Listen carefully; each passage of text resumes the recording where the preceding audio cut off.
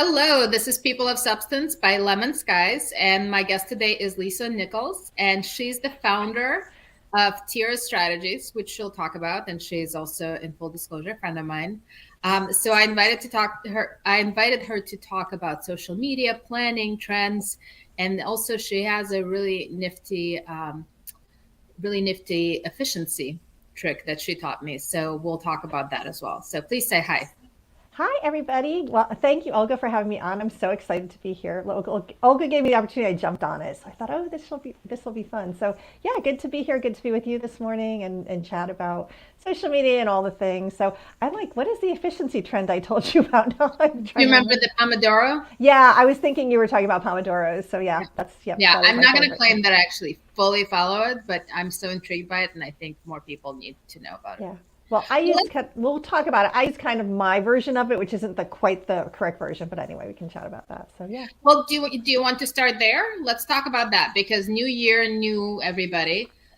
People are trying to get more things done and find more time in their lives. So efficiency is great. So can you talk about Pomodoro, which is Italian for tomato, It is. and how that works?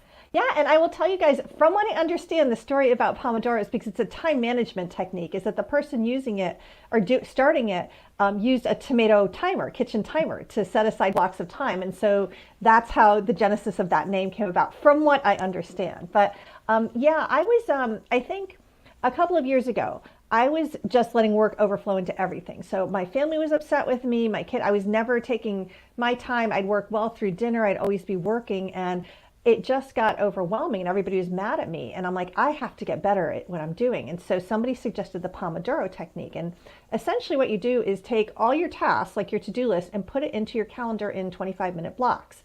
And you do those 25-minute blocks. You're supposed to take a 5-minute break at the end and then go into the next block. And every few 3 hours or so, take a longer half-hour block. But what it meant was I got rid of my to-do list, put everything in my calendar, and if I actually don't get to it, I move it to a subsequent time. But that way I could see that, well, oh, okay, at 4 o'clock, I'm done with this block and I'm going to walk my dogs and do dinner. So it actually, scheduling everything that I do helped me get freer in the time that I had with my family. And so that's all I do now. Now, I don't always do my 5-minute breaks. And sometimes a task will take more than 25 minutes, so I'll assign it to 25-minute blocks. But, for the most part, like I would not do the tasks I hated, right? So they'd be at my to-do list and they'd stay at the top and never move. But this way, when I put them into the calendar, I can do anything for 25 minutes, right? Even stuff I hate doing. So it really just helped me get much more disciplined and productive about everything I do. And so I, to this day, use it. And so if you look at my Google Calendar, it's got my work tasks in there and they're all mapped out and what I have to do. And I just move them around according to what's going on that day. So yeah, that's it. So what happens with meetings?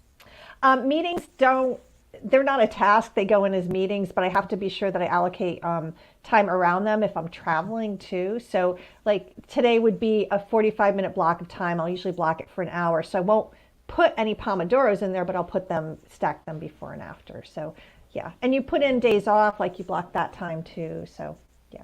Got it.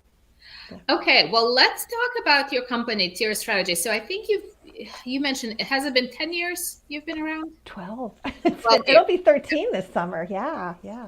almost a teenager. So how did it come about and what does Tira do? Well, so to start, the second part of that question, Tira is a digital marketing agency. We specialize in social media content creation, but we're moving more into strategy with businesses and helping steer all of their digital assets.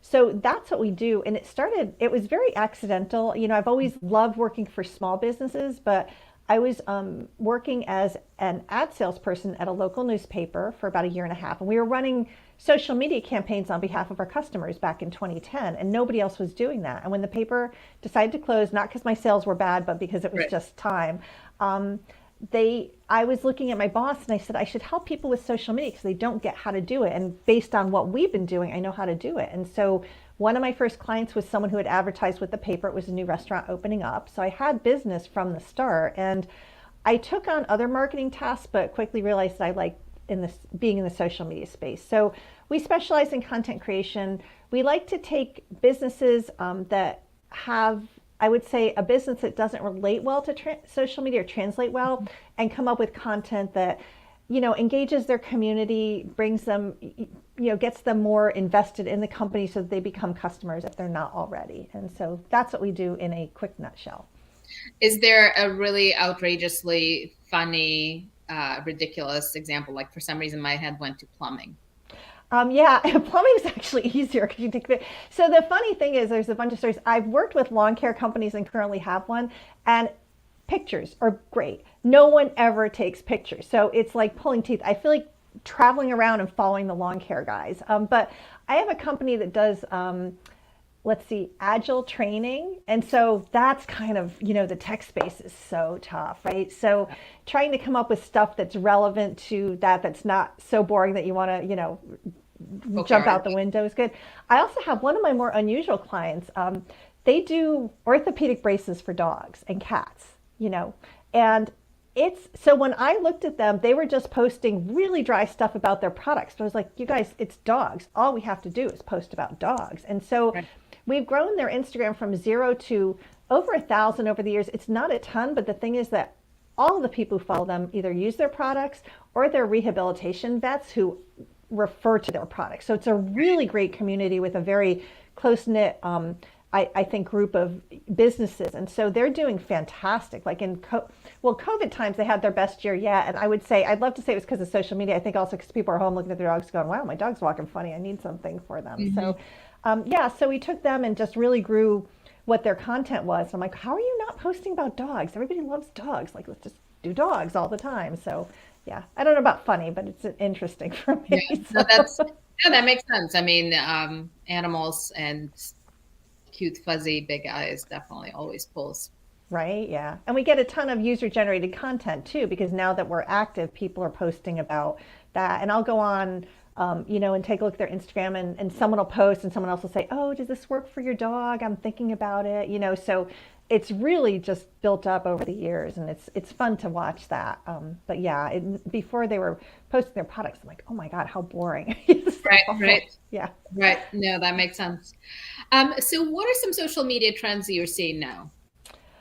So I love this question, Olga, because there's so much going on in social media. It's crazy, right? And I'm sure you've seen stuff too. So I'd love to know what you've seen. But, you know, it's so interesting with the platforms. Like Twitter is a disaster right now, Yes. right? So I don't know if it's going to go away, if it's going to become less relevant. We're all taking kind of a sit back and watch what happens with it. Mhm. Um, yeah, I don't know. I don't know if it's going to become just very specialized for people, but I feel like people are jumping off of it. So they're exploring other social media platforms. So some of the ones I've seen are Mastodon, which is in the tech space. I Mhm. don't know it that well. And something else about, I think, the Post. So I think based on how TikTok grew from nothing to being huge, I think people are more willing to explore these smaller startup, social platforms to see how they're working. So I think we're going to see more of the mainstream people get off Twitter and realize it's not as relevant anymore. So that's one thing. TikTok might go away because of the whole spyware Mhm. issue that they've been having. So I would say, I'm telling everybody, if you're highly invested in TikTok, I would actually, have other venues of what you're going to do too. So do that. So that's one thing. I would also say videos continues to be big, right? Like video is, oh, sorry. Okay. I mean,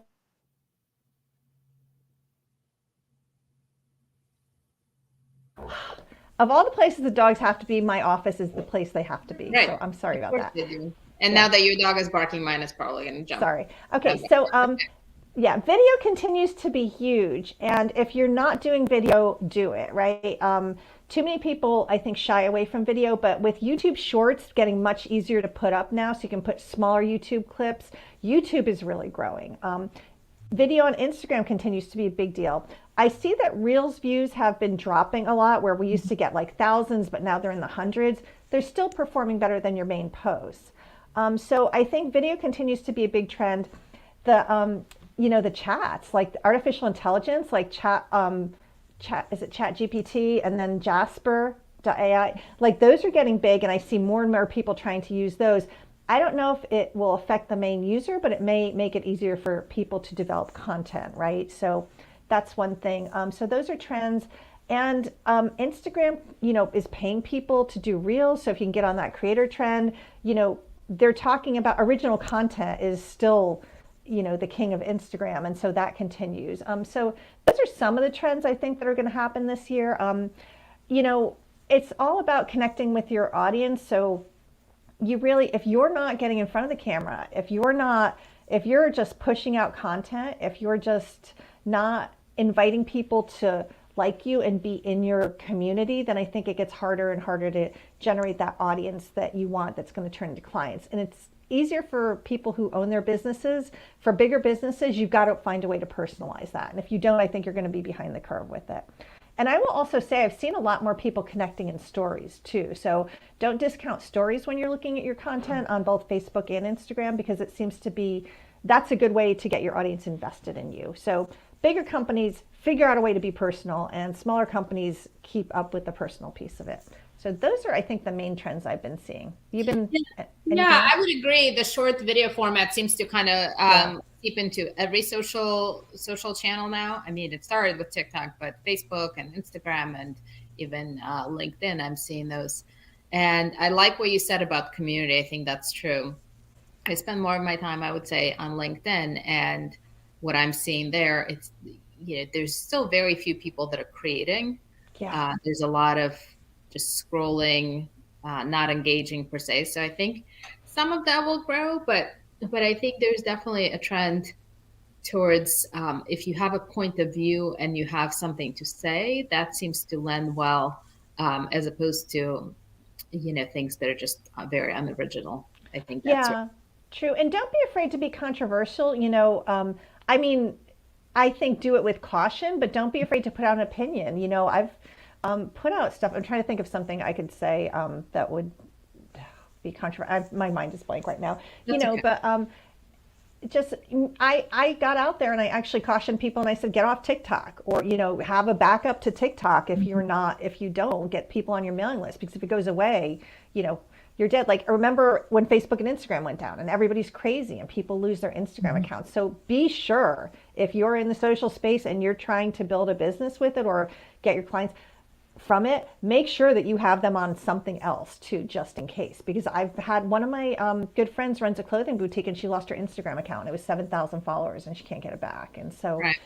have a backup, put people on your email list. But those are good points. Yeah, and I'm seeing LinkedIn, people are getting more personal on it, and some people aren't happy about it, and some people are. So it's a really interesting kind of dilemma. Like, do you get more personal on LinkedIn, or do you keep it for just business? And I've heard, Um, I definitely lean into personal, but not private, if that makes sense. yeah, that does I make think sense. I think there's a lot of confusion between you can be personal and personable Yes, without kind of putting it oversharing. all up for sure. Yeah, there's a lot of oversharing that I'm seeing, and it's just sort of like, okay, yeah, that's a lot. Not me.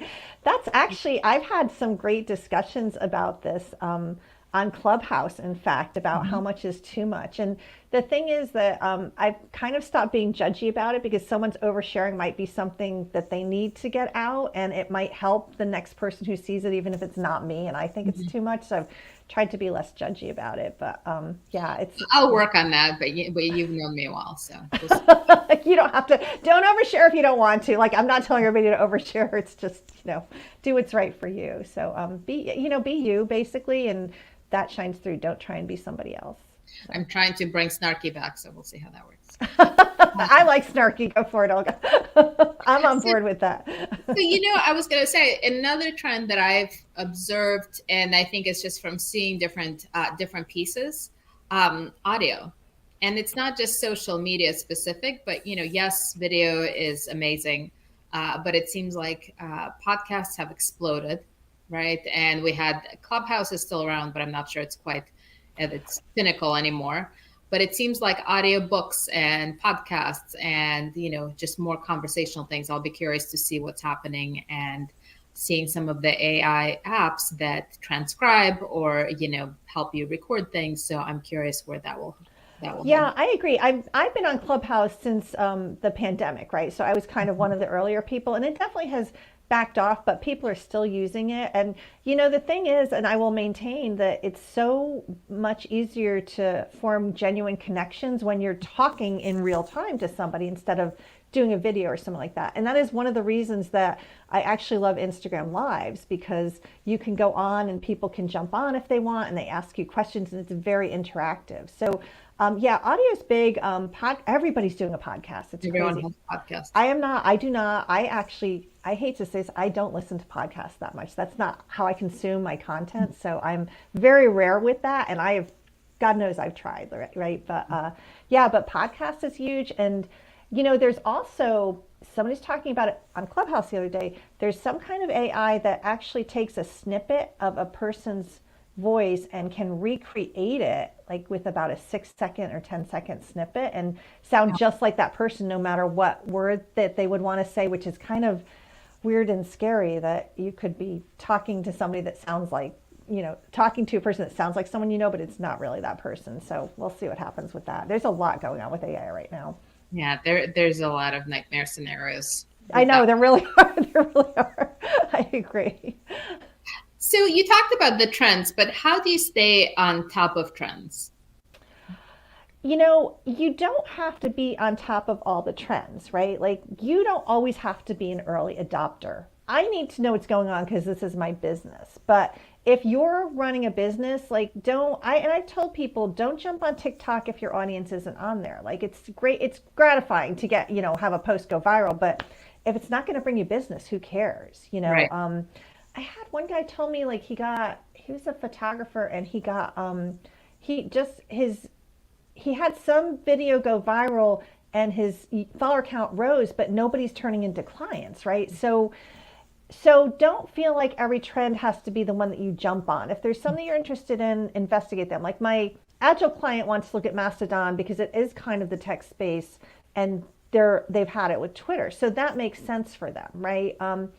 But just, have a strategy going into it and don't feel like you have to jump on every trend. It's okay to even jump on TikTok now if you want. Like, there's still, audience to be had on there. You didn't have to do it from the beginning. For me, I get, a lot of I go into a lot of the industry news and take a look at what's going on there and look at everything and try and spend a little bit of time each day reading up on what's happening with social media so that I actually know what's going on. So if there's a publication, Hootsuite has a great blog, so does HubSpot, so you can pop into their blogs sometimes and see what's going on. I think there's like a social media report. I do the social media reports, but I think just spending a little bit of time, each week kind of looking at what's happening in your industry and then in the platforms you're on can be helpful for you. And I think that's the best way to do it. Or I'm trying to think, like, follow somebody who posts about the trends all the time too is a good one. So, yeah. So you talked a little bit about things to do and how to engage and cultivate a community, et cetera. So what are some of the biggest mistakes you're seeing people make in social space? Well, I see people not getting on video, which is a huge mistake. So, and not using reels, and I work with so many people and it's frustrating. My clients who do best are the ones who embrace reels. If I say, we're going to work on your content, but you need to do a reel a week or 2 reels a week, and they do that, their numbers grow exponentially. But the clients who don't get on video, don't get in front of the camera, are the ones who are missing out. And so I think if you're shying away from letting people get to know you, then you're missing out. And if that's not your personality, you've got to figure out a way around it. We are getting more and more into the personal connection online. And if you can't find a way to make that work from you, it's not going to work. Like, I'll create videos out of images, but it's not the same as having somebody in front of your face. I also I think people get too caught up in the trending reels where they do like cute little quick videos that are meant to be funny and cute. And if they go viral, great. But if they go viral for something that's not in your business, who cares? So I see people worried about that and then getting caught up in that and thinking, well, I have to dance and I have to point. And I'm like, don't, just sit and explain. So I think people get too wrapped up trying to be on all the platforms, right? And it can really split you apart. So figure out the platforms that if you're a business owner and you have limited time, don't feel like you have to be on all the platforms. be on the ones where your clients are. And then inconsistency is a big one too. If people aren't consistent with their posting and they come on and off and on and off, that doesn't help either. Says the social media manager who doesn't post consistently because I'm working on the client stuff. You're pretty consistent. You're pretty Yeah. consistent from what I see. But I like what you said. So video, consistency, and then, I've heard you say this a couple times in our conversation. To what end, right? Don't be on TikTok just because TikTok is hot. If your customer base or your community is there, great. But if it's not, is it just really a vanity project? Yeah, and people get caught up in vanity metrics like, oh, my video went viral. How do I do that again? And I'm like, well, who did you get to follow you? Are they adding? If they're not going to buy from you, who cares? Like you're not in this just to feed your ego. You're in it to, grow your business, right? That's why we're all doing it. So who cares if your video went viral? Just get, people wouldn't you rather have 5 people who are going to buy from you, and figure out how to work that connection. Right. Yeah. So I think those are some of the top mistakes I do see. I see oversharing. I'm, again, not a fan like you or Olga, but, I think people put a lot of stuff out there, and you need to, as a business owner, you really want to weigh what you're putting out in the world too. So I would, stay true to you, but just think about how people are looking at what you do, right? And everybody's watching all the time. So, That's right. Oh, and then the other thing is not engaging. Like that's, if you're just putting stuff out and not spending a few minutes a day or sometime each week going in and liking and loving and commenting on stuff, you're not going to grow as much as you wanted to. Mm-hmm. And I will say that that's the challenge for hiring a company that does social media for you, is that we have an issue. It's hard for us to engage on your behalf because we don't know who to like, who to love, how to comment. So I'm trying to work that out within my team, but that's always a challenge. But if you're not engaging, you're not liking stuff, you're not commenting, you're not going to grow because you're not developing those relationships. You're just viewed as pushing stuff out and not having those relationships. So it's social media, not just media. It's social. exactly. It's social. It is social. I say that all the time. It's social. So let me wrap up with kind of related final question I wanted to ask you. It seems like personal brand is something that people are talking about. So everyone is buzzing about it. So do you think it's important? How should people go about developing their personal brand? What are your thoughts on that? Yeah, you couldn't have asked me a better question. I am fascinated by branding. I think it's so important to develop your personal brand. Either as a solopreneur or as a business owner, people are buying you. They're not buying your company. Think about it. They're working with you, Olga, because they like what you do. They're working with me because they see me and feel like I could do a good job for them. They're not buying.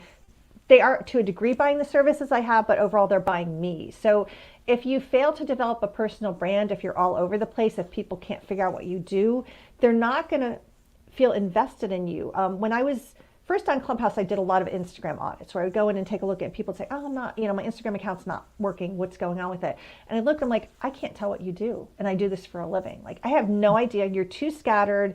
You're not cohesive. If I can't tell what you do, nobody's going to trust you and buy from you because they have no idea. And they think that that's like working with you, that you're too scattered and nothing gels, right? So really getting clear on what you do, how you come across, what your, style is, what you're trying to do with people is so important. Now, I will say, if you're starting out, you don't need to invest in a branding company because the first 5 years is just like whatever, craziness, right?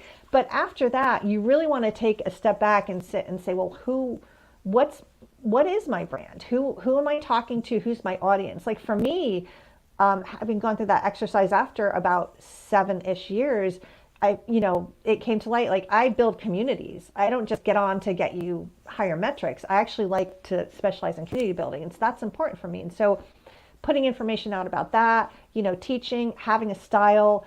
I always try and be very true to my my personality when I'm online. So I'm happy, I'm smiling, I'm engaged, and I'm never really super serious, And so I think branding is so important. Getting branding photos, showing and working with a good branding photographer to get that stuff out there. It all has to be consistent.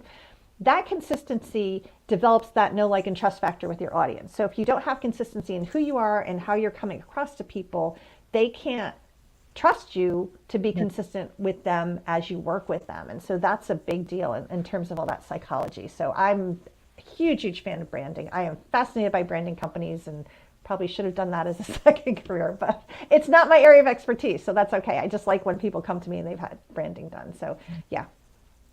Great. Well, Lisa, thank you for coming. This was very insightful. I really appreciate it. And it's good to see you. You too. Thank Thank you you. again. Yeah. Thank you. Thanks for having me on. This was fun. I hope it was informative and It was interesting. very, very. So I'm going to go check out my own Instagram and see if it's scattershot. It's not. You're fine. See you soon. Bye.